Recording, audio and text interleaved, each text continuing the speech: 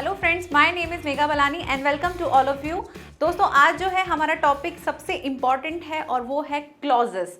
Clauses के साथ साथ हम देखेंगे सेंटेंस के कुछ और टाइप्स होते हैं। इससे पहले हमने सेंटेंसेस के टाइप्स देखे थे, जिसमें हमने देखा था इंट्रोगेटिव सेंटेंसेस होते हैं, नेगेटिव सेंटेंसेस होते हैं, एक्सक्लेमेटरी सेंटेंस होते हैं, लेकिन कुछ और भी सेंटेंस होते हैं जो स्ट्रक्चर वाइज हमारे लिए इम्पॉर्टेंट होते हैं, जिनको हम समझेंगे। और वो समझना क्यों इम्पॉर्टेंट है, क्योंकि हम इसके बाद जब हम ट्रांसफॉर्मेशन करेंगे तो उस ट्रांसफॉर्मेशन में हमको इनकी ज़रूरत पड़ेगी, तो वही हमको सीखना है। उससे पहले हमें क्लॉज सीखना है, क्लॉज क्या होता है। तो क्लॉज को समझने के लिए कि क्लॉज क्या होता है, उसके लिए एक डेफिनेशन देखते हैं, उसके बाद आगे उसकी बात करेंगे कि क्या है और क्यों इतना इम्पॉर्टेंट है ये क्लॉज, जिसको हिंदी में हम कहते हैं वाक्यांश। वाक्यांश यानी कि वाक्य का अंश, ठीक है। तो क्लॉज हम पढ़ते हैं थोड़ा। मैं आज जो है पूरा टॉपिक जो है वो कवर करवाना चाहती हूँ कि क्लॉज क्या है, सेंटेंस का टाइप क्या है, क्योंकि ये सब एक साथ ही है। सबके लिए जो सारी क्लासेस होते हैं उसमें डिफरेंट डिफरेंट पार्ट्स पूछे जाते हैं। किसी में क्लॉजेस पूछे जाते हैं तो कहीं सेंटेंस के टाइप पूछे जाएंगे, या फिर ट्रांसफॉर्मेशन के थ्रू आपसे किया जाएगा कि जो सेंटेंस दे रखा है उसको आप ट्रांसफॉर्म करो। तो इसलिए सभी के लिए इंपॉर्टेंट है, इसको बहुत अच्छे से समझना, अपनी नोटबुक अपने साथ रखना और जो आपको जहां पॉइंट इंपॉर्टेंट लगे उसे नोट डाउन करते जाना, ठीक है। तो क्लॉजेस क्या होते हैं? क्लॉजेस होते हैं वाक्य का अंश, यानी कि एक सेंटेंस होता है, उस सेंटेंस में हम क्लॉज को यूज करते हैं, उसे क्लॉजेस कहते हैं। डेफिनेशन अगर देखें तो क्या लिखा है? A clauses is a group of related words containing a subject and a verb. Clauses जो होता है वो ग्रुप ऑफ वर्ड्स होता है जिसमें एक सब्जेक्ट होता है और एक वर्ब होता है, ठीक है। लेकिन अब यहाँ पे एक और क्वेश्चन हमारे सामने आता है। वो क्वेश्चन क्या है? वो क्वेश्चन है कि ग्रुप ऑफ वर्ड्स तो सेंटेंस के भी लिए होता है। हम वहाँ पे भी तो बोलते हैं अ ग्रुप ऑफ वर्ड्स, जिससे हमें क्या मिले? एक कंप्लीट सेंस मिले। तो क्या एक सेंटेंस और एक क्लॉज दोनों सेम है? और साथ ही साथ एक और भी टॉपिक आता है जिसमें हम कहते हैं फ्रेजेस। तो फ्रेजेस का भी अगर आप डेफिनेशन देखोगे और अगर फ्रेजेस को भी आप देखोगे तो वहाँ पे भी क्या होते हैं? ग्रुप ऑफ वर्ड्स होते हैं। तो ये सब चीज़ें क्या हैं, किस में क्या डिफरेंस है, उसको समझना है। तो अगर मैं फ्रेजेस की बात करूं तो फ्रेजेस क्या होते हैं? कुछ वर्ड्स होते हैं, उन वर्ड्स से मिलाकर आप एक फ्रेज बनाते हो और उस फ्रेज को आप किसी सेंटेंस में पुट करते हो, उस सेंटेंस के अंदर आप वो फ्रेज को यूज करते हो। तो फ्रेज एक सेंटेंस नहीं है, फ्रेज कुछ वर्ड से मिलकर बनता है, जिससे वो क्या बनता है? सेंटेंस के अंदर यूज होता है। तो फ्रेज एक सेंटेंस नहीं है। क्लॉज, क्लॉज क्या है भाई? क्लॉज जो है वहां पर एक, जो आप डेफिनेशन देखोगे उसमें एक चीज जो है वो हाईलाइट की हुई है। वो क्या है कि एक तो ये सब्जेक्ट होता है और एक वर्ब होता है, यानी कि क्लॉज में आपको एक सब्जेक्ट मिलेगा, एक वर्ब मिलेगा, जबकि फ्रेजेस में ऐसा जरूरी नहीं है। आपका फ्रेजेस जो होता है वो नाउन फ्रेजेस हो सकता है, वर्ब फ्रेजेस हो सकता है, उसमें सब्जेक्ट और वर्ब नेसेसरी नहीं है कि हो ही। तो फिर सेंटेंस और क्लॉज दोनों सेम है, दोनों सेम कह सकते हैं, लेकिन क्लॉज जो है वो दो तरीके से बनता है। कभी तो वो एक सेंटेंस की तरह आपको पूरा मीनिंग देगा और कभी वो नहीं देगा। तो सेंटेंस आपका जो है उसके अंदर क्लॉज जो यूज हो रहा है वो एज अ सेंटेंस है या नहीं है, उसी के आधार पर क्लॉज को टू पार्ट्स में डिवाइड किया है। तो क्लॉज अगर बात करें तो क्लॉज क्या है? एक सब्जेक्ट और एक वर्ब आपका होना चाहिए, जिसमें आप कोई भी बात कह रहे हो तो उस बात के लिए आपको सब्जेक्ट और वर्ब होना चाहिए। अब एक सेंटेंस में आपका क्लॉज हो सकता है, यानी अगर आप बात करें कि अगर एक सेंटेंस लिखा है, उस सेंटेंस में आपका क्लॉज हो सकता है, लेकिन क्लॉज के अंदर पूरा सेंटेंस हो ये ज़रूरी नहीं है। क्यों? क्योंकि जब हम क्लॉज बोलते हैं, यानी जो भी बात कह रहे हैं वो कभी कंप्लीट हो सकती है, अपनी बातों से कंप्लीट बता सकते हैं, और कभी नहीं हो सकता है। और इसी के आधार पर जो क्लॉज को जो है टू पार्ट्स में डिवाइड किया है। वो कौन कौन से पार्ट्स हैं? वो दो पार्ट्स हैं, एक है इंडिपेंडेंट क्लॉज और दूसरा है डिपेंडेंट क्लॉज। इंडिपेंडेंट का मतलब अगर हम हिंदी में देखें, यहीं से आप इसका अर्थ भी निकाल सकते हो और इसकी डेफिनेशन भी समझ सकते हो कि भाई इंडिपेंडेंट यानी कि जो किसी पे डिपेंड नहीं है, अपने आप में पूरा पूरा मीनिंग दे रहा होगा, तब तो वो हो गया इंडिपेंडेंट क्लॉज। और डिपेंड यानी कि वो किसी के ऊपर डिपेंड है, यानी आश्रित है, तो इसीलिए उसे हम कह देते हैं डिपेंड क्लॉज। और यही चीजें आपकी हिंदी में भी आती हैं। जब आप हिंदी में वाक्यों के बारे में पढ़ते हो कि वाक्य के प्रकार कौन कौन से होते हैं, तो हिंदी में आप पढ़ोगे तो ये होता है हमारा कौन सा वाला? इंडिपेंडेंट जो होते हैं वो प्रधान वाक्य होता है, जिसे हम प्रधान उपवाक्य कहते हैं। तो अगर हिंदी आप जब पढ़ेंगे तो आपको यही चीज ध्यान में आएगी कि हाँ, ये चीज तो हमने इंग्लिश में भी पढ़ी है कि ये है प्रधान उपवाक्य और ये होता है डिपेंड, यानी किसी सेंटेंस के ऊपर डिपेंड होगा, इसका अपना खुद का सेंस नहीं होगा, अपना खुद का मतलब नहीं होगा, ये किसी और सेंटेंस के साथ जुड़ के अपने मतलब को बता रहा होगा। अभी हम देखेंगे कौन सा टाइप होता है। तो इसको हम कहते हैं आश्रित उपवाक्य, ठीक है, आश्रित उपवाक्य। अब हम समझते हैं इंडिपेंडेंट क्लॉज। इंडिपेंडेंट क्लॉज यानी कि जो अपने आप में स्वतंत्र होता है, उससे किसी और वाक्य की जरूरत नहीं है अपना अर्थ बताने के लिए। तो डेफिनेशन अगर हम देखें इंडिपेंडेंट क्लॉज की, यानी स्वतंत्र वाक्य की, तो स्वतंत्र क्लॉजेस जो होते हैं, जो इंडिपेंडेंट क्लॉजेस होते हैं, उसको हम मेन क्लॉजेस भी कहते हैं, प्रिंसिपल क्लॉज भी कहते हैं, और एक सेंटेंस में होते हैं, ठीक है, एक सेंटेंस होता है उसी को हम मेन क्लॉज भी कह सकते हैं। यानी अगर आपके सामने मेन क्लॉज आ जाए तो कंफ्यूज नहीं होना है, मेन क्लॉज, इंडिपेंडेंट क्लॉज और प्रिंसिपल क्लॉज ये सब एक ही है, एक ही का नाम है। यहां क्या कहा जा रहा है, it can stand alone and can be called a sentence. ये अकेला रहता है, अपने आप में अर्थ बता सकता है, और इसीलिए इसको हम सेंटेंस भी कह सकते हैं। क्योंकि सेंटेंस क्या होता है, सेंटेंस वही होता है, एक ग्रुप ऑफ वर्ड्स होता है जिससे आप सामने वाले को अपना मीनिंग पूरा सही तरीके से समझा पाओ। तो अगर आप किसी सेंटेंस के द्वारा अपनी पूरी बात बता पा रहे हो तो वो एक सेंटेंस भी है, और साथ ही साथ उसको आप एक इंडिपेंडेंट क्लॉज भी कह सकते हो। लेकिन वो इंडिपेंडेंट क्लॉज कैसे होगा, उसकी कुछ शर्तें होंगी, वो आगे देखेंगे कि भाई आप उसको कब एक एज अ इंडिपेंडेंट क्लॉज कहते हैं। तो सबसे पहली चीज सब्जेक्ट और वर्ब होना चाहिए। दूसरी चीज, जब वो बात कही जा रही है तो वो अपने आप में कंप्लीट होनी चाहिए, ठीक है। एग्जाम्पल अगर देखें तो क्या है, we went to park yesterday. अब यहाँ पे कहा जा रहा है कि हम पार्क गए यस्टरडे, पूरी बात समझ में आ रही है कि हाँ भाई पार्क गए थे यस्टरडे, किसी और बात की जरूरत नहीं पड़ रही, हमें सामने वाले की बात पूरी समझ में आ रही है। नेक्स्ट देखो, द मोबाइल इज डिफेक्टिव। जो मोबाइल है वो क्या है, डिफेक्टिव है, उसमें कुछ खराबी है। तो ये भी बात पूरी समझ में आ रही है। ऐसा नहीं लग रहा है कि इस सेंटेंस के ये सेंटेंस जो है कहीं और से शुरू होता हुआ आ रहा है और हमें समझ में नहीं आ रहा है। तो समझ में आ रहा है भाई ये क्या है, इंडिपेंडेंट क्लॉज है, पूरा समझ में आ रहा है। और इसी को अगर हम सेंटेंस भी कहें तो बिल्कुल ठीक है, हम इसे सेंटेंस भी कह सकते हैं। तो सेंटेंस कब होगा, जब एक इंडिपेंडेंट क्लॉज कंप्लीट होगा, उससे हमको मीनिंग मिल रहा होगा। अगर इंडिपेंडेंट ये है तो डिपेंड क्या है, डिपेंड को देखते हैं, यानी डिपेंड किसी पर आश्रित होगा। कैसे होगा, a depend clause is a subordinate clause. ये सबऑर्डिनेट क्या होता है इसको समझेंगे अभी, जब हम सेंटेंस का टाइप समझेंगे उसमें ये समझेंगे कि ये क्या होता है। सबऑर्डिनेट यानी जब हमें किसी और सेंटेंस के साथ किसी को ऑर्डिनेट करना होता है, जोड़ना होता है, तो उसके लिए जो कंजक्शन यूज होते हैं उसे हम कहते हैं सबऑर्डिनेट। जब आप कंजक्शन को पढ़ोगे, जब हम पार्ट्स ऑफ स्पीच करेंगे तब वहाँ पे हम कंजक्शन को पढ़ेंगे, वहाँ कंजक्शन के टाइप्स में सबऑर्डिनेट कंजक्शन होते हैं। ऐसे कंजक्शन होते हैं जो दो सेंटेंस होते हैं, जिसमें एक सेंटेंस आपका मेन सेंटेंस होगा, दूसरा सेंटेंस उसके ऊपर डिपेंड होगा। तो उन दोनों सेंटेंस को जब जोड़ना होता है उसके लिए जो कंजक्शन यूज होते हैं उन्हें हम कहते हैं सबऑर्डिनेट। तो सबऑर्डिनेट कंजक्शन होंगे और it start with subordinate words, और ये स्टार्ट हो रहे होंगे किसी सबऑर्डिनेट वर्ड से या फिर सबऑर्डिनेट कंजक्शन से, क्योंकि जो कंजक्शन होंगे वो वर्ड ही होंगे। तो आपका जो सेंटेंस अब जब आप देखोगे कि डिपेंड क्लॉज जो है वो कैसे स्टार्ट हो रहे होंगे, हमेशा किसी कंजक्शन के होंगे। और कौन से वाले कंजक्शन होंगे, सबऑर्डिनेट। अभी देखेंगे हम सबऑर्डिनेट क्या होते हैं, कोऑर्डिनेट क्या होते हैं, और उनसे आप समझ पाओगे कि कौन सा कंजक्शन किसके लिए यूज होता है, ठीक है। It can not stand alone as a sentence. ये एक सेंटेंस में अकेला नहीं रह सकता है। क्यों, क्योंकि इसको दूसरे की जरूरत पड़ती है अपना सेंस बताने के लिए, अपना मतलब बताने के लिए, मैं क्या कहना चाहता हूं या जो बात कही जा रही है वो कहां से उठ के आई है उसके बारे में, ठीक है।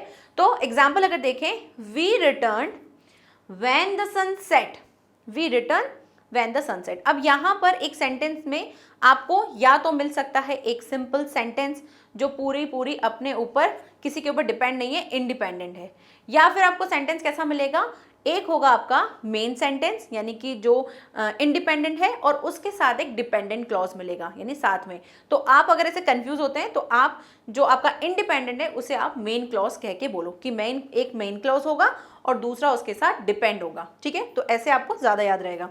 मैं भी यही यूज़ करती हूँ क्योंकि डिपेंड इंडिपेंडेंट में थोड़ा कन्फ्यूज हो जाते हैं। तो आप मेन क्लॉज ध्यान रखो कि जो स्वतंत्र है, मेन है, उसके साथ जो डिपेंड है वो डिपेंड क्लॉज। तो यहाँ अगर देखोगे, we return when the sunset. अब आप इस सेंटेंस को हिंदी में देखो कि हम पहुंचे व्हेन द सनसेट, जब सन सेट हो गया, ठीक है। तो यहाँ अगर आप सेंटेंस को देखो तो कौन सा सेंटेंस आपको लगता है कि भाई ये सेंटेंस जो है अपने आप में मेन है, तो मेन सेंटेंस कौन सा है, ये वाला है कि हम पहुंचे।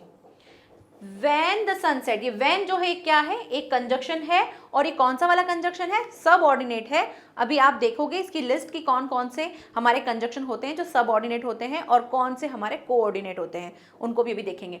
तो when the sunset, अभी हमारा फोकस क्या है, सिर्फ क्लॉज को समझना है कि क्लॉज कौन कौन से हैं। एक होता है हमारा मेन क्लॉज, एक होता है डिपेंड क्लॉज। तो मेन क्लॉज जो अपने आप में पूरा अर्थ दे रहा होगा, जिसमें एक सब्जेक्ट होगा, एक वर्ब होगी, इतना तो होगा ही।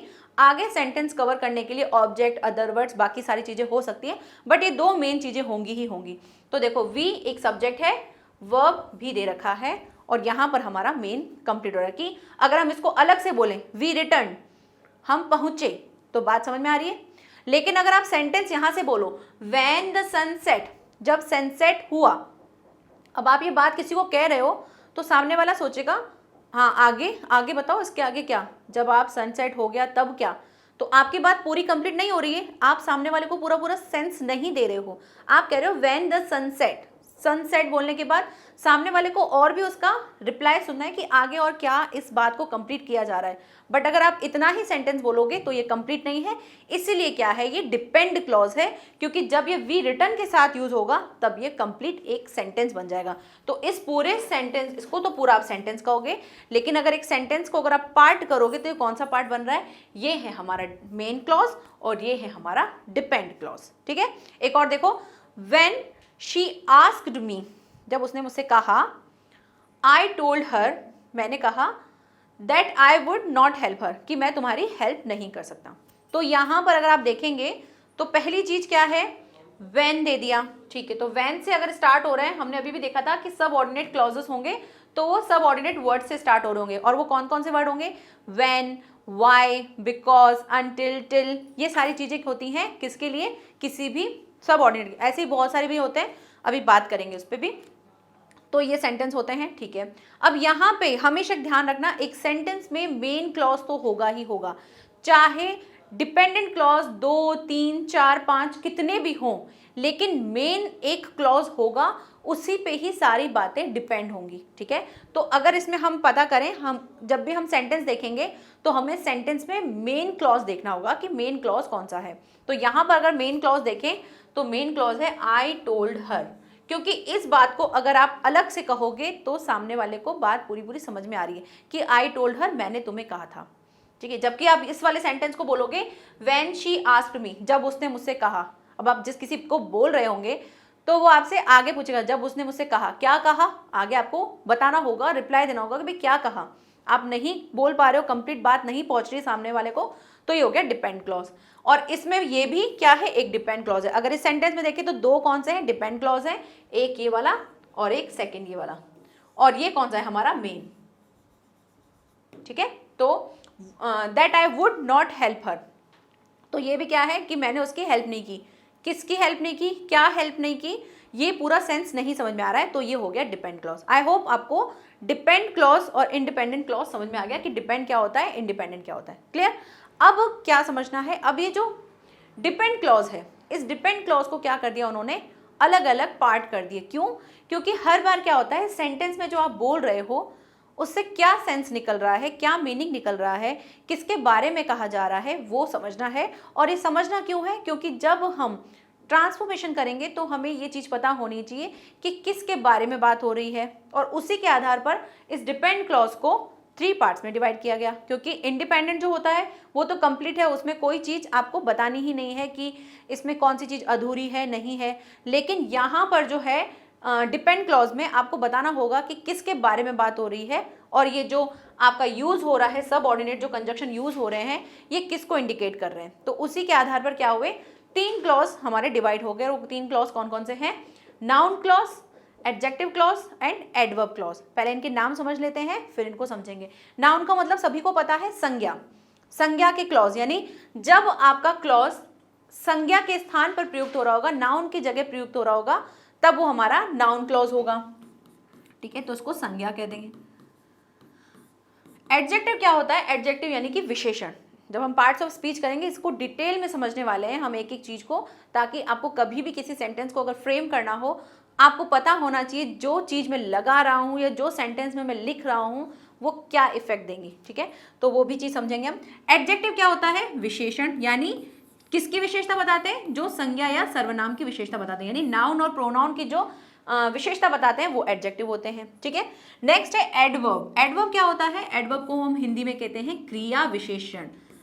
क्रिया विशेषण जो क्रिया की विशेषता बताते हैं। तो क्या ये सिर्फ क्रिया की विशेषता बताएंगे? जी नहीं, ये क्रिया की विशेषता बताएंगे, ये एडजेक्टिव की भी विशेषता बता सकते हैं, और ये खुद जो क्रिया विशेषण है उसकी भी विशेषता बताएंगे। जैसे क्रिया विशेषण, जैसे आप चलते हो, वॉक, और वॉक के साथ आपने लगा दिया फास्ट वॉक या स्लो वॉक, तो ये फास्ट वॉक, स्लो वॉक, ये आप वॉक के बारे में कह रहे हो, तो ये हो जाती है हमारी क्रिया विशेषता, यानी क्रिया के बारे में विशेषता बता रहे हो कि वो कैसे चल रहा है, फास्ट चल रहा है, स्लो चल रहा है, ये हो गई हमारी क्रिया की विशेषता, ठीक है। अब इनको समझते हैं कि एक सेंटेंस में आप कैसे पता करोगे कि भाई ये नाउन क्लॉज है या एडवर्ब क्लॉज है या फिर एडजेक्टिव क्लॉज है, उसको समझते हैं। फर्स्ट देखते हैं नाउन क्लॉज। नाउन क्लॉज क्या है? जो सबऑर्डिनेटिंग क्लॉजेस जो हैं वाक्य में नाउन का कार्य करे उसे हम क्या कहते हैं? नाउन क्लॉज कहते हैं। अब आपको सेंटेंस मिलेगा, और ये कौन से वाले सेंटेंस होंगे? डिपेंड क्लॉज होंगे, क्योंकि डिपेंड के ही पार्ट हैं।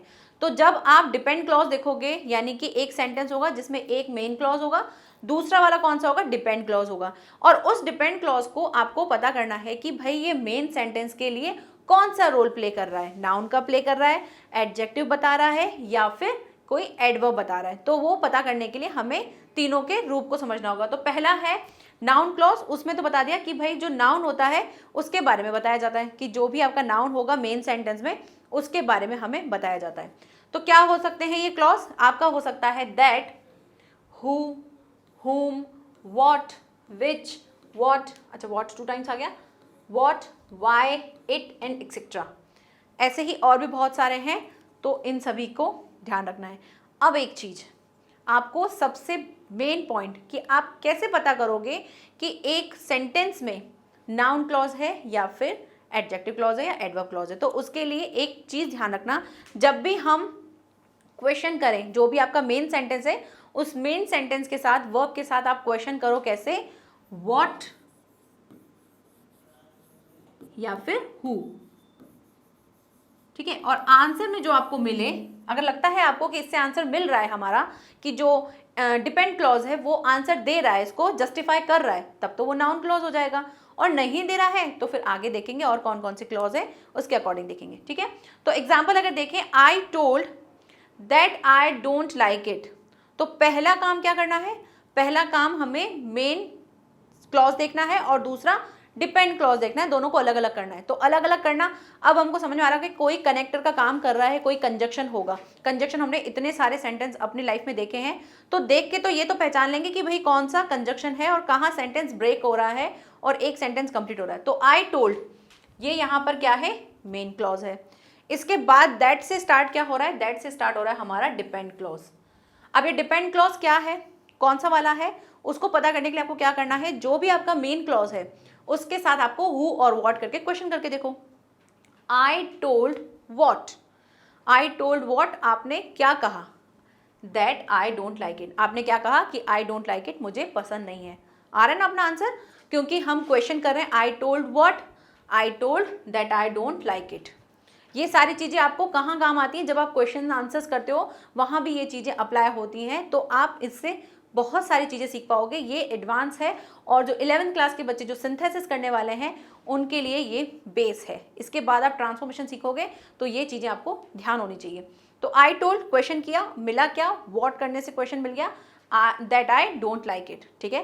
नेक्स्ट देखो, I don't know what she wants, मैं नहीं जानता उसे क्या चाहिए। अब सबसे पहली चीज़ मेन क्लॉज और आपका डिपेंड क्लॉज को अलग अलग कर दो। तो यहाँ पर क्या दिख रहा है? व्हाट, और अभी भी हमने देखा था कि व्हाट भी क्या है? एक हमारा सबऑर्डिनेट कंजक्शन है, वो भी एक सबऑर्डिनेट कंजक्शन की तरह काम करता है, ठीक है। तो यहाँ पे व्हाट यहाँ पे क्वेश्चन के लिए नहीं है, क्योंकि अगर व्हाट एज अ क्वेश्चन होगा तो व्हाट सबसे पहले आगे लग जाएगा, तब वो क्वेश्चन की तरह यूज हो रहा होगा, और यहाँ पे क्वेश्चन मार्क होगा। यहाँ क्वेश्चन मार्क नहीं है, तो व्हाट यहाँ पे अभी कंजक्शन का काम कर रहा है, ठीक है। तो यहाँ पे ये मेन हो गया। अब ये क्या है? हमारा डिपेंड क्लॉज। डिपेंड है, क्वेश्चन करके देखो, आई डोंट नो वॉट या आई डोंट नो हु। तो अगर आपको देख रहे हो क्वेश्चन करके आई डोंट नो, क्या नहीं जानते आप, क्या नहीं जानते, वॉट शी वॉन्ट, कि वो क्या चाहती है। क्वेश्चन करके देखा वॉट से तो आपको मिल गया कि भाई वो नहीं चाहती है, जानती नहीं है या नहीं चाहती है, ये चीज़ हमको समझ में आ गई। नेक्स्ट देखते हैं I believe that I will pass the test. यहाँ भी आपको मेन और डिपेंड क्लॉज अलग अलग कर दो। ये आई बिलीव जो है मुझे विश्वास है, आप ये सेंटेंस कह के क्या कह दो, कोई किसी ने कोई बात कही, आपने कह दिया आई बिलीव, मुझे विश्वास है, तो ये बात यहाँ कंप्लीट हो रही। उसके आगे ऐसा नहीं लग रहा है कि आपको कुछ और बोलने की जरूरत है, क्योंकि ये वाली बात हमको समझ में आ रही है कि हाँ मुझे विश्वास है, कंप्लीट हो रही है, तो ये मेन हो गया। दैट से क्या है, दैट से एक डिपेंड क्लॉज स्टार्ट होता है। अब डिपेंड क्लॉज है तो फिर से क्वेश्चन करके देखो, I believe what, I believe what, क्या बिलीव करते हो कि that I will pass the test, कि मैं टेस्ट को पास कर लूंगा। तो आपको आंसर मिल रहा है ना वॉट से, तो वॉट करके या फिर हु करके आप क्वेश्चन करके देखो, अगर आपको आंसर मिलता है दैट मीन्स वो क्या है, हमारा नाउन क्लॉज है। ठीक है, तो ये हो गया नाउन क्लॉज। आई थिंक आपको समझ में आ गया होगा। प्रैक्टिस करना, ऐसे ही बहुत सारे सेंटेंसेस देखना, क्वेश्चन करके देखना, आपको आपके आंसर्स मिल जाएंगे। ठीक है, नेक्स्ट क्या देखते हैं, अब भाई नाउन क्लॉज हो गया, अब देखते हैं एडवर्ब क्लॉज। एडवर्ब क्लॉज क्या होती है, सॉरी एडजेक्टिव क्लॉज देखते हैं। एडजेक्टिव क्या होता है, जिसमें किसी की विशेषता बताई जाती है। अब किसकी विशेषता बताएंगे, जो भी हमारा मेन सेंटेंस होगा, मेन क्लॉज होगा, उस मेन क्लॉज में जो नाउन होगा या फिर प्रोनाउन होगा, उसकी विशेषता बता रहे होंगे। तो देखो कैसे कि एन एडजेक्टिव क्लॉज और रिलेटिव क्लॉज, हाँ इसको रिलेटिव क्लॉज भी कहते हैं। तो कभी अगर आपके सामने एडजेक्टिव ना आके रिलेटिव आ जाए तो कंफ्यूज नहीं होना, एडजेक्टिव और रिलेटिव दोनों ही एक बात है। तो रिलेटिव क्लॉज भी कहते हैं इसे। Is a type of depend clause, ये कैसा है, डिपेंड वाला क्लॉज है। अब क्योंकि पता ही है कि डिपेंड क्लॉज के तीनों टाइप्स हैं। That work to describe a noun in a sentence, जो क्या करता है, नाउन को डिस्क्राइब करता है। ये ऐसा वर्ड होता है, जो भी इसमें यूज होते हैं वर्ड्स, वो ऐसे वर्ड्स होते हैं जो नाउन को डिस्क्राइब करते हैं, यानी नाउन के बारे में बताते हैं। तो नाउन के बारे में कुछ बता रहे होंगे तो वो कुछ एक्स्ट्रा होगा, उसकी विशेषता ही होगी। तो नाउन के बारे में बताया जाता है, डिस्क्राइब किया जाता है एक सेंटेंस में। ठीक है, एग्जाम्पल्स देखते हैं।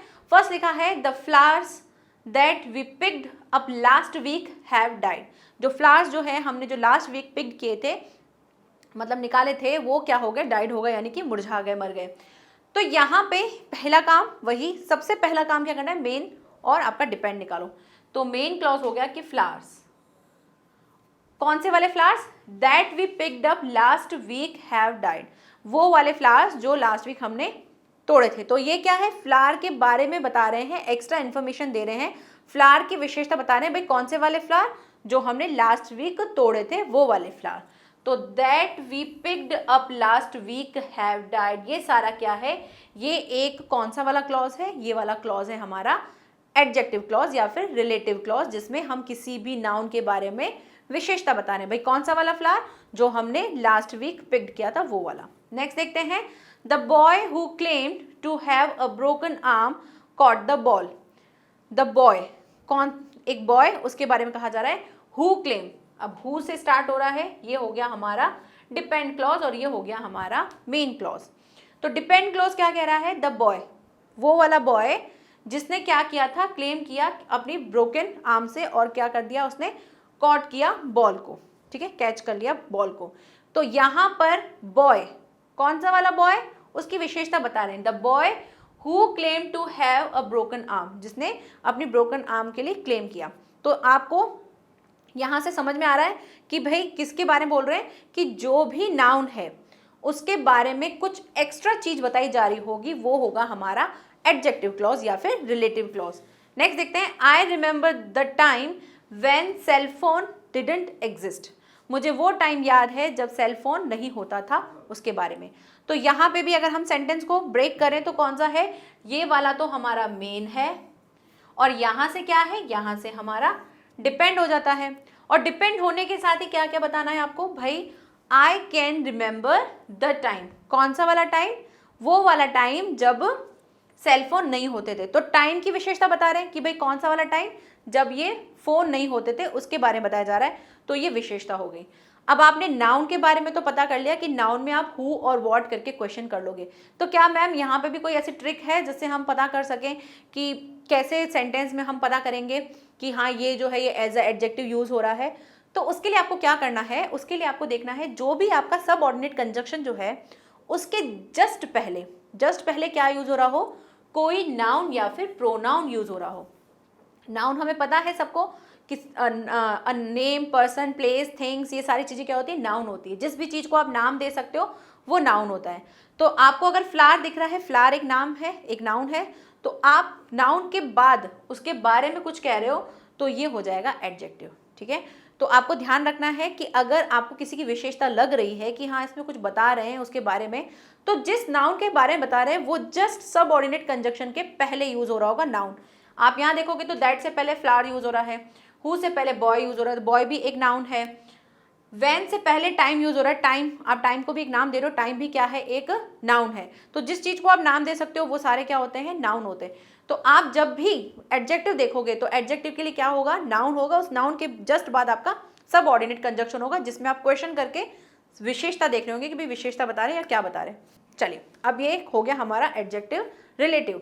अब हम देखते हैं एडजेक्टिव जो है हमारे, जो नाउन जो है वो नाउन कौन कौन से हो सकते हैं। तो वो नाउन कौन कौन से होंगे, उसके लिए आप देखिए कि अगर आपका नाउन पर्सन होगा तो आपका जो सबऑर्डिनेट कंजक्शन होगा वो क्या हो सकता है, हु, हुज या फिर व्हाट। और अगर कोई थिंग होगी, कोई चीज होगी, तो उसके लिए विच और दैट।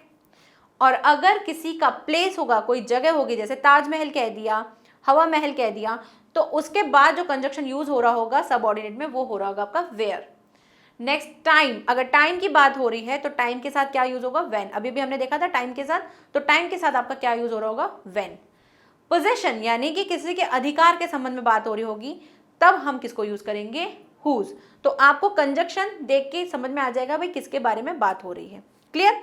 नेक्स्ट समझते हैं एडवर्ब। एडवर्ब क्या होती है, एडवर्ब क्लॉज होता है जहां पर हम क्रिया की विशेषता बताते हैं। तो जरूरी नहीं है क्रिया की विशेषता हो, वो एक एडजेक्टिव की भी विशेषता हो सकती है, वो एक क्रिया विशेषण की भी विशेषता हो सकती है। बस आपको ध्यान रखना है कि जो भी बात कही जा रही होगी, पहले वाले नाउन क्लॉज में हम क्या देख रहे थे कि बात कही जाती है नाउन के बारे में, नाउन के बारे में बताया जाता है, उसको हम पहचान हु और व्हाट से करते हैं। उसके बाद हम एडजेक्टिव के लिए क्या करते हैं, एडजेक्टिव के लिए हम हमारा नाउन देखते हैं, उस नाउन के बारे में कुछ विशेषता बता रहे होंगे, कुछ अलग उसके बारे में कहा जा रहा होगा कि नाउन वो वाला जो इसके जो भी उसकी विशेषता लग रही होगी वहाँ से पता कर लोगे। और या तो आप सबऑर्डिनेट से पहले आप देख लो कि भाई जो भी आपका नाउन दे रखा है कौन सा वाला है, उसके अकॉर्डिंग आप पहचान कर सकते हो। नेक्स्ट एडवर्ब के लिए क्या करना है, एडवर्ब हमेशा ऐसा होगा, आप अगर उसे फाइंड करोगे तो उसके लिए हमेशा जो भी क्रिया हो रही होगी, क्योंकि एडवर्ब का मतलब होता है क्रिया विशेषण, यानी जो भी क्रिया हो रही होगी उस क्रिया को कब हुआ, वो कैसे हुआ, कहाँ हुआ, किस तरह हुआ, ये सारी चीज़ें जब आती हैं तो वो हमारी एडवर्ब कहलाती है कि जो भी काम हुआ वो कैसे हुआ, कहाँ हुआ, किधर हुआ, उसको बताती है। जैसे कि adverb tells something about the how the action in the work was done. Adverb हमको ये बताती है कि जो एक्शन हुआ है वो कैसे हुआ है, उसके बारे में, जो क्रिया हुई है वो कैसी हुई है उसके बारे में बताती है। It adds extra information about the time. ये क्या बताती है, एक एक्स्ट्रा इन्फॉर्मेशन देती है कि भाई जो काम हुआ है, जो क्रिया हुई है, कहाँ हुई है, किस समय हुई है, यानी टाइम आ जाता है, प्लेस हो जाता है, मैनर आता है कि किस तरह से हुई है, etcetera two sentences and modify the verb. और ये क्या करते हैं, सेंटेंसेस में यूज होते हैं और उस वर्ब को मॉडिफाई करते हैं, बताते हैं कि जो काम हुआ है वो कब, कहाँ और कैसे, किस तरह से हुआ है, ये सारी चीज़ें होंगी। तो अगर एडवर्ब के लिए आपको पता करना होगा कि अगर कोई सबऑर्डिनेट कंजक्शन लग के कोई सेंटेंसेस बना है तो आप उस सेंटेंस में कैसे पता करोगे, तो उसके लिए आपको देखना है जो भी क्रिया हो रही है क्या उस क्रिया के बारे में बताया जा रहा है कि भाई क्रिया कहाँ हुई, किस तरह से हुई, तो उसके लिए ये ध्यान रखना है। कौन से क्लॉजेस होते हैं, when, why, where, how, until, ये सारी चीज़ें क्या होती हैं, ये सारी चीज़ें यूज होती हैं। अब ये सारे जो वर्ड्स हैं ये सब ऑर्डिनेट हैं, ये सब में यूज होंगे, ये नाउन में भी आ सकते हैं, ये आपके एडजेक्टिव में भी आ सकते हैं, ये एडवर्ब में भी आ सकते हैं, लेकिन हर बार इनका काम अलग अलग होगा। आपको पहचान करनी होगी कि किस तरह से ये एक नाउन क्लॉज है, ये एडजेक्टिव है या फिर एक ये एडवर्ब है। अभी हम एक्सरसाइज भी करेंगे, वहाँ से आपको और ज़्यादा क्लियर हो जाएगा। ठीक है, तो ये एडवर्ब हो गए। अब एडवर्ब के अगर एग्जांपल देखोगे तो कैसे पता करोगे, पहला काम आपको क्या करना है, मेन और डिपेंड को डिफरेंट करना है। तो यहाँ पे देखो इस बार नई चीज़ आ गई कि डिपेंड वाला है जो पहले आ गया और मेन क्लॉज जो है वो बाद में आ गया। तो क्या ये सेंटेंस सही है, बिल्कुल सही है। अगर आपके दो क्लॉजेस अगर यूज हो रहे हैं एक सेंटेंस में तो पहले कोई भी आ जाए उससे कोई फर्क नहीं पड़ता है। हमारा तरीका लिखने का थोड़ा सही होना चाहिए। कैसे? अगर आप व्हेन देयर इज म्यूजिक लिखते हैं, यानी पहले आप डिपेंड क्लॉज लिखते हैं, तो डिपेंड क्लॉज लिखते समय आपको क्या करना है, कॉमा लगाना है, फिर आपका मेन क्लॉज जो है वो स्टार्ट होगा। और अगर मेन क्लॉज से स्टार्ट करोगे तब तो पता ही है कि बात कहीं से शुरू हो रही है और अब जाके आगे कनेक्ट हो रही है, तब आप क्या कर सकते हो, तब कॉमा नहीं लगाओ तो भी चलेगा। लेकिन अगर आप सब ऑर्डिनेट से अपना सेंटेंसेस को स्टार्ट कर रहे हो तो आपको कॉमा लगाना है, ठीक है। तो when there is music people start to dance, जब म्यूजिक स्टार्ट होता है तो लोग क्या करते हैं, डांस करने लगते हैं। तो पहली चीज आप देखो यहाँ पे नाउन क्लॉज है, आप क्वेश्चन करके देख लो, अगर आपको लगता है कि क्वेश्चन से हमें आंसर मिलता है तो ठीक है। People start to dance what, dance what से क्वेश्चन से आंसर नहीं आ रहा ना। People start to dance who, किसे कर रहे हैं, कैसे कर रहे हैं, नहीं आ रहा है ना। यहाँ पर हम अगर एडजेक्टिव भी देखेंगे तो यहाँ डांस के बाद तो ये भी नहीं आ रहा है। तो आपको क्वेश्चन करते हुए देखो, अगर आप क्रिया देखोगे तो लोग डांस करते हैं व्हेन देयर इज म्यूजिक, कि जहां पर क्या होता है, म्यूजिक स्टार्ट होता है। तो यहाँ देखो प्लेस वाली बात हो रही है कि जहां म्यूजिक स्टार्ट होता है, तो ये हो गया हमारा एडवर्ब। एक और सेंटेंस देखते हैं, you can drop this letter, आप इस लेटर को ड्रॉप कर सकते हो wherever you want। तो यहाँ से ये सेंटेंस जो है ये हमारा डिपेंड क्लॉज है। अब आप देखो कि you can drop this letter, इस लेटर को आप ड्रॉप कर सकते हो कहाँ, जहां तुम्हारी इच्छा हो। तो एक लेटर की बात हो रही है, कहीं ड्रॉप करने की, किसी क्रिया को ड्रॉप करने की बात हो रही है कि भाई जो लेटर है उसको ड्रॉप करना है कहाँ, जहां तुम चाहो। तो ये भी क्या है, एक प्लेस की बात हो रही है। तो ये हो गया हमारा adverb. Next, I ran fast because I was getting late, मैं तेज भागा क्योंकि मैं लेट हो रहा था। तो यहाँ पे भी देखो भागने की बात हो रही है कि भाई रन किया फास्ट क्योंकि लेट हो रहे थे।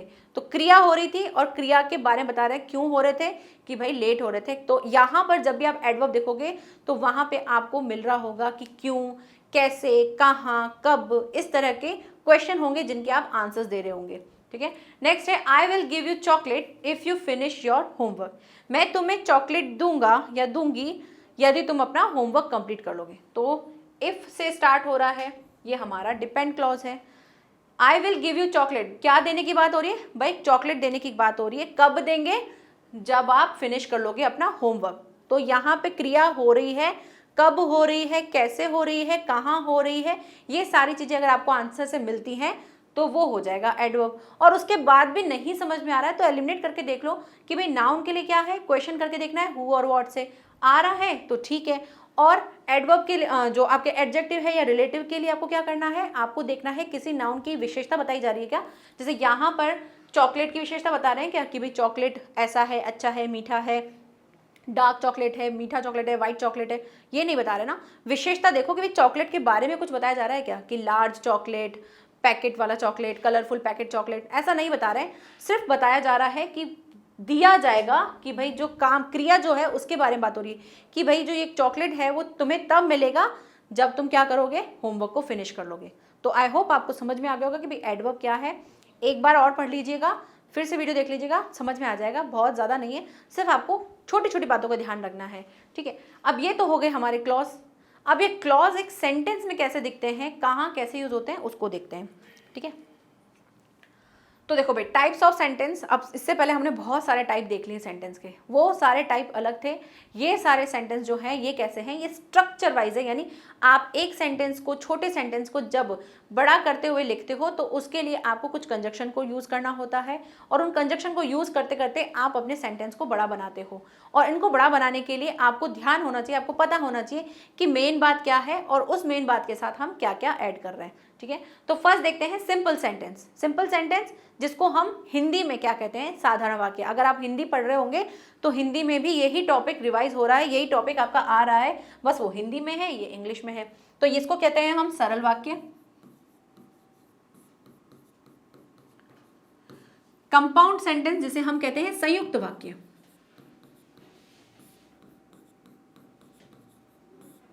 कॉम्प्लेक्स सेंटेंस जिसे हम कहते हैं मिश्र वाक्य, ठीक है।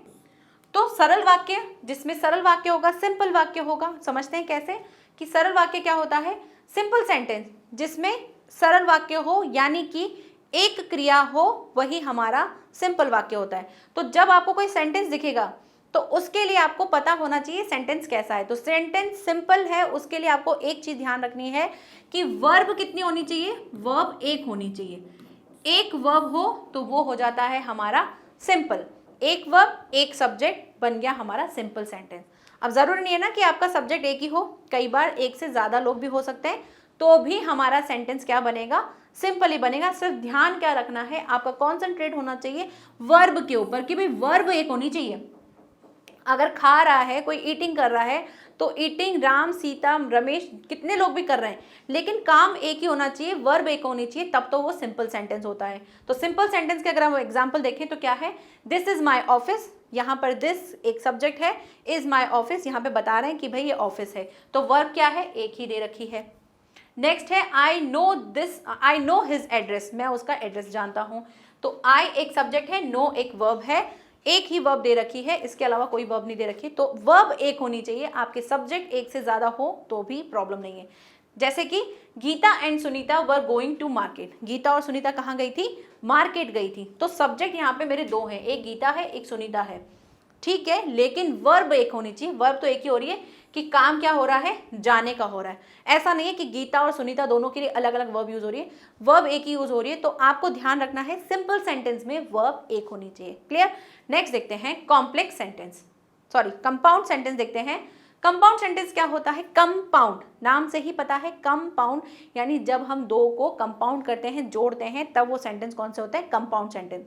तो कंपाउंड सेंटेंस क्या होंगे, दो अलग अलग इंडिपेंडेंट सेंटेंस होंगे, इंडिपेंडेंट क्लॉज होंगे, और उनको जब आप जोड़ दोगे एक सेंटेंस में तो उसे कहते हैं हम कंपाउंड सेंटेंस। जैसे कि compound sentence has a more than one part that can stand alone, अलग अलग पार्ट होते हैं, दो अलग अलग पार्ट होते हैं, जिसको हम इंडिपेंडेंट क्लॉज कहते हैं।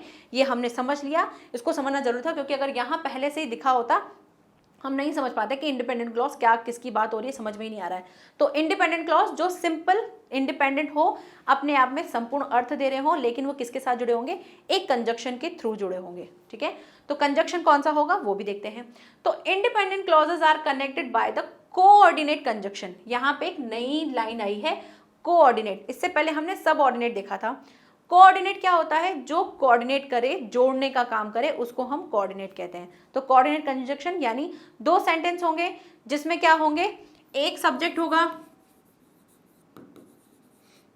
एक वर्ब होगी, दूसरा सेंटेंस होगा उसमें भी सब्जेक्ट होगा और उसमें भी वर्ब होगी। यानी कि दो सेंटेंस होंगे, एक सेंटेंस इधर होगा, एक सेंटेंस इधर होगा, दोनों के बीच में कोई कंजक्शन लग रहा होगा जिससे वो एक दो सेंटेंस को अलग अलग बता रहा होगा। और यहाँ पे भी क्या होगा, एक वर्ब होगी, यहाँ भी एक वर्ब होगी, यहाँ अलग वर्ब होगी, यहाँ अलग वर्ब होगी। और अगर हम चाहें इस कंजक्शन को हटा दें तो इस सेंटेंस का भी मीनिंग पूरा पूरा निकलना चाहिए, इसका भी मीनिंग पूरा पूरा निकलना चाहिए। वो होते हैं हमारे कौन से वाले, कंपाउंड सेंटेंस। तो कंपाउंड सेंटेंस इंडिपेंडेंट क्लॉज होते हैं, सिर्फ उनको हम कोऑर्डिनेट कंजक्शन के द्वारा जोड़ते हैं। तो एक कोऑर्डिनेट कंजक्शन जो है वो हमको दे रखे हैं, एंड, बट, और, yet, so, now, also, now, not only, only, but also, either, nor, either और, नीदर, नॉर, ये सारे हमारे कंजक्शन होते हैं। अब इनको याद रख पाओगे, इनको याद रखना, फिर सबऑर्डिनेट को याद रखना थोड़ा कंफ्यूजिंग हो जाएगा ना। तो इसके लिए एक छोटा सा फॉर्मूला है जिससे आप ध्यान रख सकते हो, और वो क्या है, वो है आपको ये याद रखना है, फैन बॉयज। ठीक है, फैन बॉयज। अब फैन बॉयज से कैसे याद रखोगे, ये नाम याद रख लो, एफ से क्या होता है, फॉर। ठीक है, एफ से for, A and, N nor, B but, O or, Y yet, and S for so. इनको अब याद कर लो, इस फैन बॉयज को समझ लो, आपको कोऑर्डिनेट कंजक्शन जो है याद करने की जरूरत ही नहीं है। तो आप सेंटेंस को देख के पहचान पाओगे कि भाई ये कोऑर्डिनेट है या फिर कौन सा वाला कंजक्शन है। ठीक है, तो अब हम सेंटेंस देख लेते हैं और सेंटेंस को समझते हैं। I waited for the bus but it was late. मैं वेट कर रहा था बस का, लेकिन वो क्या थी, लेट थी। तो यहाँ पर बट आ गया, ये हमारा कोऑर्डिनेट कंजक्शन है, और ये रहा दूसरा। यहाँ पर भी एक सब्जेक्ट है, यहाँ एक वर्ब है, यहाँ भी एक सब्जेक्ट है, यहाँ भी एक वर्ब है। तो दो सब्जेक्ट हैं, दो वर्ब हैं, अलग अलग करेंगे तो दोनों को हम अलग अलग अगर लिखते हैं तो दोनों का अर्थ इंडिपेंडेंटली निकल रहा है। तो यही हमारे कंपाउंड सेंटेंस होते हैं जिसमें दो इंडिपेंडेंट क्लॉज जो होते हैं वो लिखे हुए होते हैं, बस किसी कंजक्शन के द्वारा जुड़े होते हैं।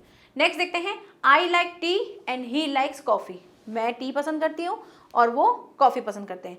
तो यहाँ पर भी अगर इनको हम अलग करें तो दोनों का अलग निकल रहा है मीनिंग। इसमें भी एक सब्जेक्ट है, यहाँ भी एक वर्ब है, यहाँ भी सब्जेक्ट है, यहाँ भी वर्ब है। क्लियर। नेक्स्ट देखते हैं, he is innocent and I know it. वो इनोसेंट है और मैं ये जानता हूँ। तो यहाँ भी एंड के साथ आप देखो तो ये सेंटेंस को अगर हम अलग से लिखें, ही इज इनोसेंट, वह इनोसेंट है, तो हमको आंसर पूरा समझ में आ रहा है कि सामने वाले की बात क्या है। आई नो इट, मैं जानता हूँ, तो ये भी हमें पता है। तो दोनों पता है, दोनों के बारे में समझ में आ रहा है कि दोनों सेंटेंस जो है अपना अपना अर्थ बता रहे हैं। कंजक्शन हटा दो चाहे लगा दो, दोनों के अर्थ में कोई परिवर्तन नहीं होगा। दोनों अपना अपना डिपेंड, अपने अपने ऊपर इंडिपेंडेंट है, किसी के ऊपर डिपेंड नहीं है। नेक्स्ट देखो, she was ill so I helped her. वह बीमार थी इसलिए मैंने उसकी हेल्प की। तो शी वॉज इल, वह बीमार थी, ये एक सेंटेंस अलग है। आई हेल्प्ड हर, मैंने उसकी हेल्प की, ये भी अलग है। दोनों में सब्जेक्ट हैं, दोनों में वर्ब हैं, तो अपना अपना अर्थ बता रहे हैं। ठीक है, तो कंपाउंड सेंटेंस ये हो गए।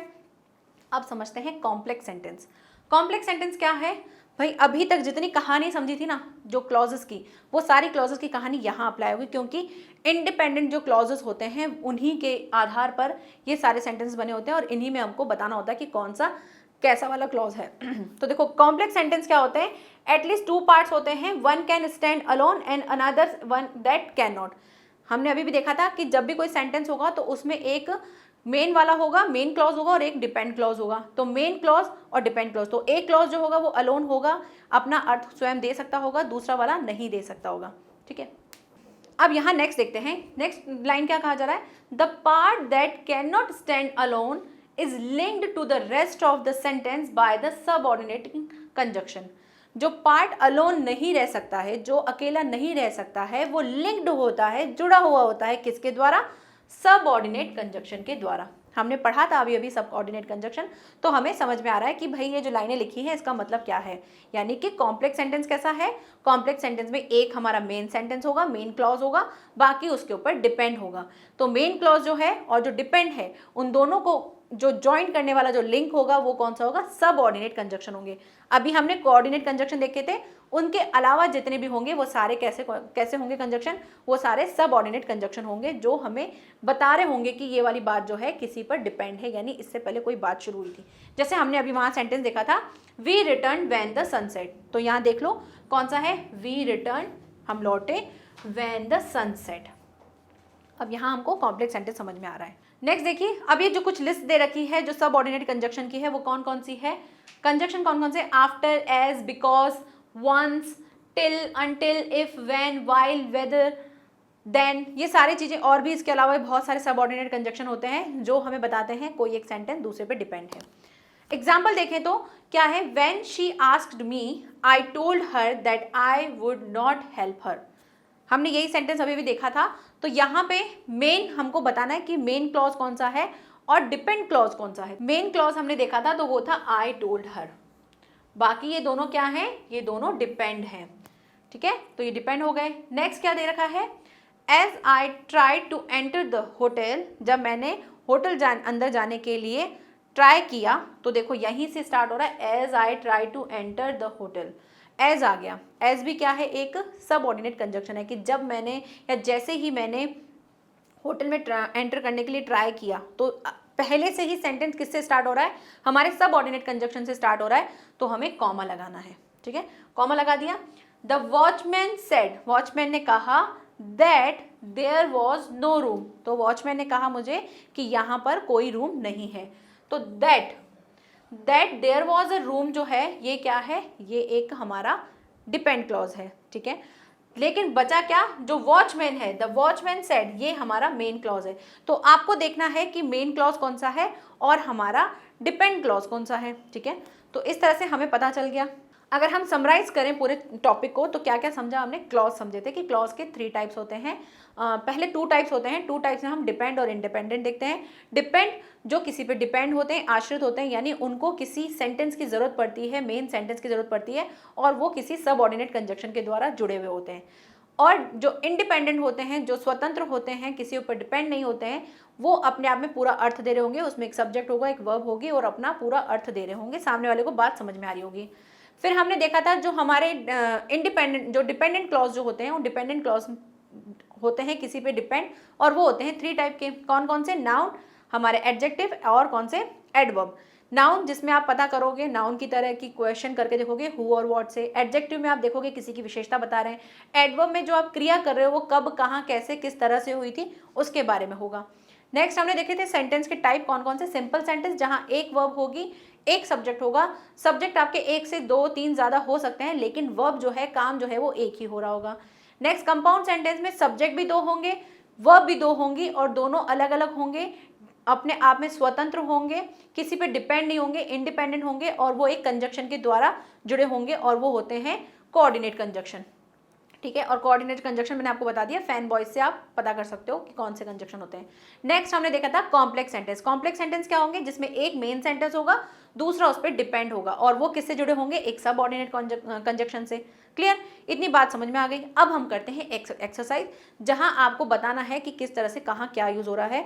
जैसे ही मैं आपको सेंटेंस पढ़ूं, आप वीडियो को पॉज करना और देखना कि भाई यहाँ पे क्या चीज यूज हो रही है। ठीक है, साथ ही साथ करते जाना ताकि आपको यही पता चल जाए कि करना क्या था, हमने कितना समझा, क्या समझा। फर्स्ट सेंटेंस अगर देखें तो आपको फर्स्ट सेंटेंस दिख रहा है, some people buy expensive car simply because they can. पहली चीज तो आपको ये देखनी है कि भाई यहाँ पर मेन सेंटेंस है या फिर मेन क्लॉज और डिपेंड क्लॉज कौन सा है, या फिर सिंपल सेंटेंस है, कंपाउंड सेंटेंस है, आपको वो सारी चीजें देखनी है। तो फर्स्ट सेंटेंस कौन सा है, फर्स्ट सेंटेंस हमको दिख रहा है बिकॉज। तो बिकॉज ये तो कौन सा हो गया, कॉम्प्लेक्स सेंटेंस। अब कॉम्प्लेक्स सेंटेंस अगर आपको मिल जाता है तो आपको फिर उसमें बताना है कि भाई ये जो कॉम्प्लेक्स सेंटेंस है इसमें ये कौन सा वाला क्लॉज यूज हो रहा है। तो देखो अगर हम इससे अलग करें, ये मेन क्लॉज, ये हमारा डिपेंड क्लॉज है। तो देखो क्वेश्चन करके देखो, some people buy expensive car simply. कुछ लोग जो हैं वो कार, जो एक्सपेंसिव कार है वो बाय करते हैं, खरीदते हैं, बिकॉज दे कैन, क्योंकि वो खरीद सकते हैं। तो यहाँ पर क्योंकि खरीद सकते हैं, क्रिया क्या हो रही है कि भाई बाय कर सकते हैं। बाय क्या कर सकते हैं, तो व्हाट से अगर क्वेश्चन करो तो व्हाट से आपको मिल रहा है क्या, some people buy expensive car what से हमें आंसर नहीं मिल रहा है। हमें हमारा क्वेश्चन जो है वाई करने पर हमें मिल रहा है कि भाई क्या खरीद सकते हैं, क्योंकि वो खरीद सकते हैं। तो क्रिया हो रही है बाय करने की और बाय कर सकते हैं, खरीद सकते हैं, तो ये हमारा हो जाएगा एडवर्ब क्लॉज। ठीक है, तो एडवर्ब क्लॉज हो गया। नेक्स्ट देखो, many people hope that Canada can resolve it's economic problem. पहली चीज सेंटेंस का टाइप देखो, सेंटेंस का टाइप क्या है, क्या ये सिंपल है, नहीं। क्या ये कंपाउंड है, नहीं। ये है हमारा कॉम्प्लेक्स सेंटेंस। और अगर आपको कॉम्प्लेक्स सेंटेंस मिल जाता है तो यहाँ देखो कि कौन सा वाला क्लॉज हो रहा है। तो मैनी पीपल होप, बहुत से लोगों की होप है। क्या, वॉट करके क्वेश्चन करो तो बहुत से लोगों की होप है। वॉट से आपको आंसर मिल रहा है, what that Canada can resolve it's economic problem, कि कनाडा जाके उनकी जो इकोनॉमिक प्रॉब्लम्स है वो रिसॉल्व हो जाएंगी। तो वॉट करने से हमें आंसर मिल रहा था, ये हो जाएगा हमारा नाउन क्लॉज। ठीक है, नेक्स्ट देखते हैं, the banker need to know what they should do. Banker need to know, पहली सेंटेंस देखो भाई सिंपल है, सिंपल तो कहीं नहीं दिख रहा है। क्या दिख रहा है, कंपाउंड दिख रहा है, कंपाउंड भी नहीं है। व्हाट दिख रहा है, व्हाट से तो क्या हो जाएगा, ये तो कॉम्प्लेक्स सेंटेंस है। कॉम्प्लेक्स सेंटेंस है तो आप क्लॉज ढूंढो कौन सा है। मेन जो सेंटेंस उसको देखो, the banker need to know, banker को नीड है जानने की, व्हाट, क्या जानने की नीड है, व्हाट दे शुड डू, कि भाई कौन क्या कर सकता है। तो अगर आप क्वेश्चन कर रहे हो, banker need to know, banker को नीड है नो व्हाट, क्या जानने की, भाई कि दे शुड डू, कि वो कर सकते हैं, उन्हें करना चाहिए, नहीं। तो इससे व्हाट से हमें आंसर मिल रहा है, तो ये भी हो गया हमारा नाउन क्लॉज। नेक्स्ट देखते हैं, the books which the professor assigned were very expensive. वो बुक जो हमें प्रोफेसर ने असाइन की थी वो बहुत ही एक्सपेंसिव है। तो देखो यहाँ पर अगर हम क्वेश्चन देखें तो यहाँ से हमें मिल रहा है हमारा डिपेंड क्लॉज। और डिपेंड क्लॉज मिल रहा है तो बुक से देखो, बुक कौन सी वाली बुक भाई, जो प्रोफेसर ने असाइन की थी वो वाली बुक। तो प्रोफेसर देखो बुक आ गया, बुक क्या है, एक नाउन है और नाउन के बाद सीधा आपका कंजक्शन स्टार्ट हो रहा है और ये बुक के बारे में ही बता रहा है कि भाई बुक कौन सी वाली बुक, जो प्रोफेसर ने असाइन की थी वो वाली बुक्स कह रहे हैं। तो ये हो गया हमारा एडजेक्टिव क्लॉज, जिसे आप रिलेटिव भी, एडजेक्टिव क्लॉज या फिर रिलेटिव क्लॉज भी कह सकते हो, ठीक है। Next, a guest is welcomed when he stays too long. वो वाले जो गेस्ट होते हैं वो अनवेलकम होते हैं जो बहुत ज़्यादा समय के लिए आ जाते हैं। तो भाई गेस्ट जो ज़्यादा टाइम के लिए रहने आए वो हमको अच्छे नहीं लगेंगे, तो वो वाले गेस्ट जो कम समय के लिए रहते हैं वही मतलब वेलकम के लिए होते हैं, जो लंबे समय के लिए वो क्या है, अनवेलकम्ड है। तो यहाँ पे भी अगर देखें तो ये भी कॉम्प्लेक्स सेंटेंस है, ठीक है। यहाँ से इसका कौन सा वाला सेंटेंस स्टार्ट हो रहा है, डिपेंड वाला, ठीक है। तो अगर मेन सेंटेंस देखो आप, अ गेस्ट इज वेलकम, कौन गेस्ट वेलकम होते हैं जब ही स्टे टू लॉन्ग, जब वो कम समय के लिए रहने आए। तो यहाँ पे क्या आप वेलकम जो है एक एडजेक्टिव की तरह काम कर रहा है, नहीं। क्या आप अगर इसको क्वेश्चन करो तो क्वेश्चन हो रहा है कि अ guest is welcomed what, what से आंसर नहीं आ रहा है, ये क्या है, हमारा एडवर्ब है। क्यों, क्योंकि कौन से वाले गेस्ट के लिए कह रहे हैं कि वो वाले गेस्ट अनवेलकम्ड होते हैं, कौन से वाले, जो कम टाइम के लिए रहने आए। तो जब भी आप किसी में कब, जब, किस तरह, कहाँ, कैसे, इस टाइप के जो क्वेश्चन आते हैं वो हमारे यूज होते हैं एडवर्ब में। तो ये हो गया हमारा एडवर्ब क्लॉज। लास्ट हमारा क्या है, God made a mountain and man made a computer. अब ये वाला सेंटेंस कैसा है, ये वाला सेंटेंस है हमारा एंड लग के बन रहा है और इसमें दो सब्जेक्ट हैं, दो वर्ब हो रही हैं, दोनों को अगर सेपरेट सेपरेट लिख रहे हैं तो हमारे जो सेंटेंस है वो अपना अपना पूरा पूरा अर्थ दे रहे हैं कि भाई भगवान ने क्या बनाए हैं, पर्वत दिए हैं, तो लोगों ने क्या बनाए हैं, कंप्यूटर बनाए। तो ये दोनों अलग अलग हैं, ये दोनों समझ में आ रहे हैं सेंटेंस। तो एंड लगा के अगर एंड को अगर हम हटा भी देंगे तो भी अपना इंडिपेंडेंटली अपना आंसर दे रहे हैं कि भाई हम क्या कहना चाहते हैं। तो ये हो जाएगा हमारा कंपाउंड सेंटेंस। और कंपाउंड में तो क्लॉज वाली बात ही नहीं है, ठीक है। कंपाउंड में तो क्लोज का कोई काम ही नहीं है, कॉम्प्लेक्स होगा तो उसमें बताएंगे हम कि कौन सा क्लोज है। तो आई होप आपको ये जो आज का लेक्चर है वो बहुत समझ में आया होगा। और अगर कहीं भी कोई भी क्वेरी लग रही है, इस लेसन को फिर से देखिए, उसके बाद भी अगर आपको लगता है कि मैम हमें इस टॉपिक में या नाउन क्लॉज हमें नहीं समझ में आया या एडवर्ब नहीं समझ में आया, जो भी आपकी क्वेरीज हैं आप कमेंट सेक्शन में लिखिएगा। हम नेक्स्ट लेसन में फिर से इसको लेंगे और फिर से इसको क्लियर बताएंगे। वैसे मुझे लगता है कि मैंने बहुत अच्छी तरह से आपको समझा दिया है, आप तसल्ली से बैठ के इन चीज़ों को देखना, प्रैक्टिस करना। आई होप आपको ये सारी चीज़ें क्लियर हो जाएंगी, ठीक है। मिलते हैं नेक्स्ट टाइम नेक्स्ट टॉपिक के साथ, नए वाले टॉपिक के साथ। तब तक के लिए bye bye and take care.